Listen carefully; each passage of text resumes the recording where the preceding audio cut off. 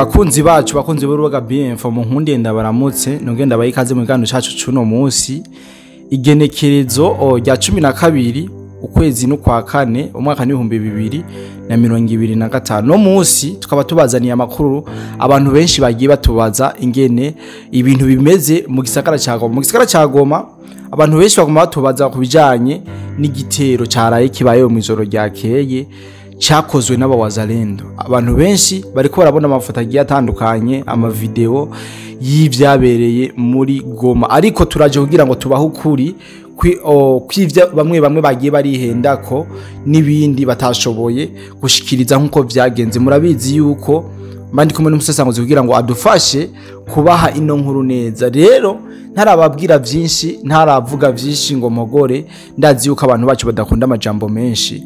Mu nkundiye rero ndamuramutse nongere ndamuhikaza, ariko imbere ko ndamuhikaze manze mutwihanganire ku mwanya munini wahaciye tutariko turabashikiriza ingene ku mirongo y'urugamba biriko biragenda, ariko impamvu murayizi twenda kuyisubiramo. Mu nkundiye rero ndamutse umusanguzi nongere ndamuhikaze mu kiganiro cyacu cyuno musi. Mbona musisanguzi ndakora mukije cyane. Amahoro cyane bwana journaliste, umunsi wari muremure je ndashima Uwiteka. Nizere ko nawe umeze neza kabisa. Reka nce ngigwa ko ndamutse abadukurikirana aho bari hose, urabare mu gihugu cy'u Burundi, muri Kongo, mu Rwanda, muri Tanzania, muri Kenya, eka mu mihingo itandukanye yose y'isi, abo bose na za Malawi, za Zambia, za Chad, Botswana, bose barabatwandikira, Uganda, aho turaca muri Afrika gusa, i Buraya. Ni benshi cyane. Okay, tutabatebeje nkuko mugenzanje yabivuze, mutubabarire kabisa umwanya tubashikije ko ino nkuru byatewe kamubwe n'ibikorwa byiranda twarimwo kabisa. Nabyo nyine byadufatiriye bituma tutanyarukira muri studio, ariko ubwo twashyize muri studio uyu ni wo mwanya mwiza uko tubasangiza amakuru mwiteze. Dushimye gutangurira kuri iyi nkuru y'imigwano yaraye ibereye mu gisagara ca Goma. Imigwano kabisa itari yoroshe. Je natangiye kuronka mapere mu masaa 5 bambwira ati mutubarize muri Goma tubona umenga si heza, barampa n'ama video y'igisagara kiriko berekana ibisasu biriko biraca hejuru birengana. Niho rero twikora ku ma antenne yacu baratubwira ko vraiment atari sawa, ngo mugabo ntibashobora kumenya ibyo ari byo kuko hari mu ijoro. Uyu munsi rero twakoze amatohoza yimbitse, twashoboye kumenya ibyabaye, kandi benshi ndazi ko mwamaze kubimenya kuko ndazi ko muri ncabwenge kandi musanzwe namwe mufise izindi nzira zitandukanye muronderamwo amakuru. Rero bantu mudukurikirana, imigwano yarayibere mu gisagara ca Goma yatangujwe na wazalendo bari kumwe na FARDC. Aba wazalendo je novuga ko bari bagiye guhikaze Kabila, niko no bivuga, bari bagiye kumwereka yuko ikibanza rimwo atari ciwe, abaviremo kabisa ababisire. Rero baratanguje imigwano kabisa itari yoroshe, bararasa baratera amabombe umwanya utari muto, hama ibyononekara birononekara. Mugabo icingenzi nuko bashoboye gushika ku ntumbero yabo. Aba wazalendo mu migwano bakoze ejo bari kumwe na FARDC barasa ku birindiro bitandukanye bya M23 na RDF.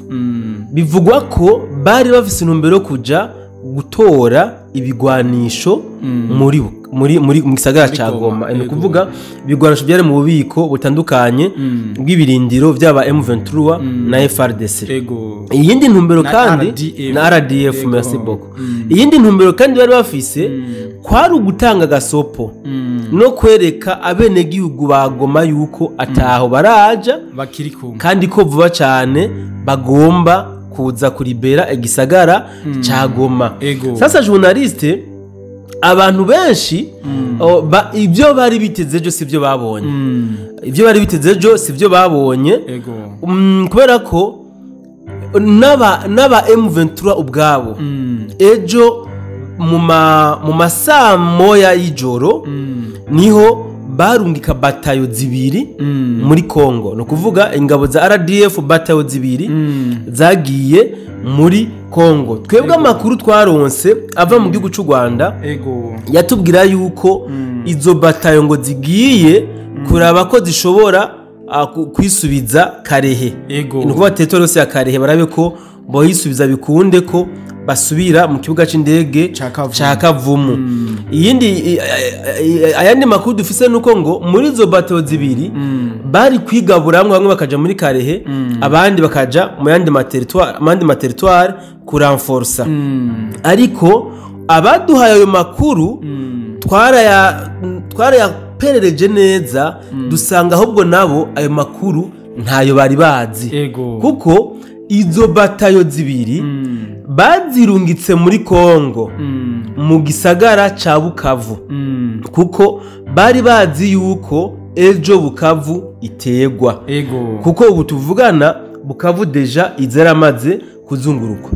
Rero aba M23 na RDF eka mbere n'abene gihugu bari muri za Goma, bari za ndavuga za Karehe, muri za Nyangezi, abo bose bari bafise mutwe yuko Bukavu igomba ibe libere. Mugabo rero aba wazarendo na FRDC ni systeme bakoze, novuga yo guhovya amatohoza kugira ngo baze gutera Goma atagitabara, kuko aho bari biteze imigwano siho yabereye, bacira bayitanguza muri Goma.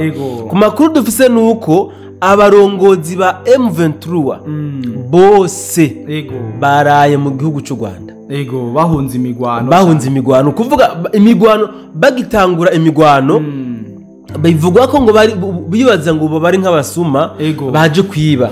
Mugabo bumva imigwano iraremereye, irakomeje kandi bakoresha imbunda ziremereye, amabombe akomakomeye.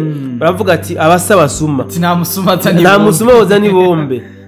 Nuko baca bafata imodoka berekeza mu gihugu cy'u Rwanda, niyo baraye.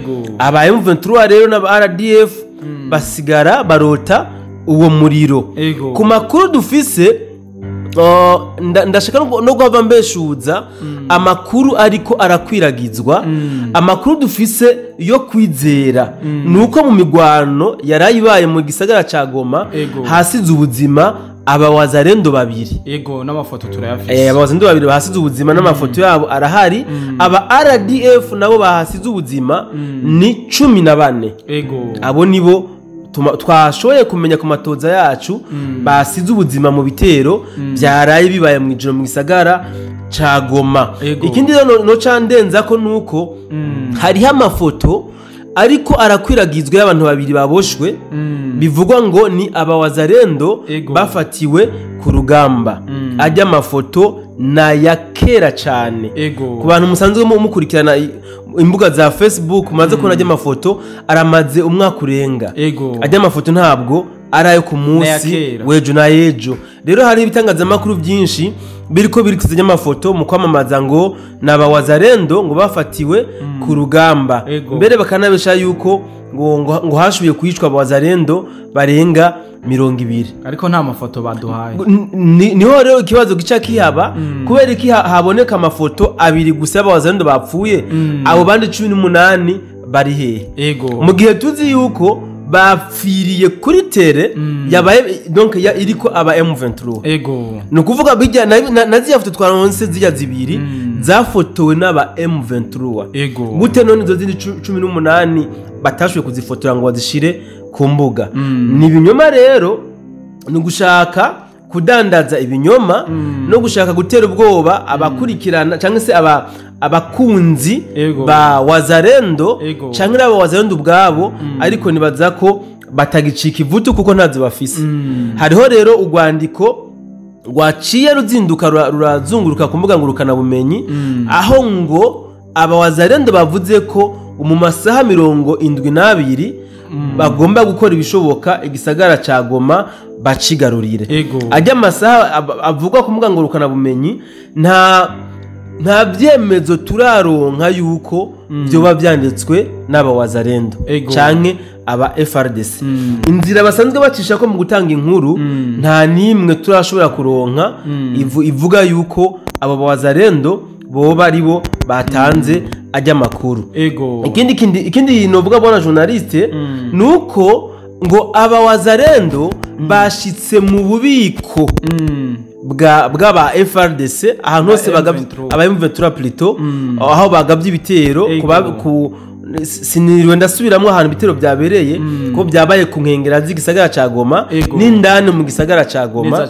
ngo bashitse mu bubiko baratora ibikoresho bya gisirikare byari bihari ngo hamwe n'injya kuba n'imfungurwa z'aba RDF bazitoye barazijana bagira bitwaye kabisa ntavyo bashoboye kubasigira kabisa bwana muzisangozi asante ku makuru duhaye ariko imbere ko turangiza ikiganiro urashobora kutubwira inyuma y'ico gitero cabaye aho iwazalendo na FRDC baciye baja kuba install bona journaliste nibaza ko tuza kubikorera ikindi kiganiro kuko uku kuntu bateye igisagara ca Bukavu nako ca Goma igitigiri nyamunshi c'abatera isagara ca Goma nabagabye nabiriwe mu bitero ejo muri Nyiragongo ndashaka ko tubwira abantu ivyabereye muri Nyiragongo ku munsi wejo n'uyu munsi nyene kuko hari ibintu byabereye novuga by'agahomera bunwa ibintu reka sinicisha abantu amatsiko ariko aba wazalendo benshi inyuma y'igitero baciye bisubira inyuma ariko hariho abandi batari bake basanzwe bari mu gisagara ca Goma no kuvuga ni nabo batanguje imigwano bajya basanzwe baba mu gisagara ca Goma bajya rero bobo bace basubira aho basanzwe bibera abari nabo abaje nabo binjiye bavuye inyuma nabo baca basubira inyuma baragenda bwana musesangozi reka ndagushimire cyane yize ko twongera gura mu kindi kigano tugira tubahe ndena gusaba yuko komeza ku mirongo y'urugamba tutohoreza makuru meza haduhaye ica mbere manje gushimira cyane urakoze cyane bwana journaliste reka nanje ndagushimire kuko ibintu turiko turakora ndahamya yuko ari ibintu biriko birafasha abantu benshi kuko ibinyoma byo ngaho hakujya Kanyaru biriko bituma abantu bononekara mu mitwe cyane gose biriko bituma abantu benshi baniyumvira guhunga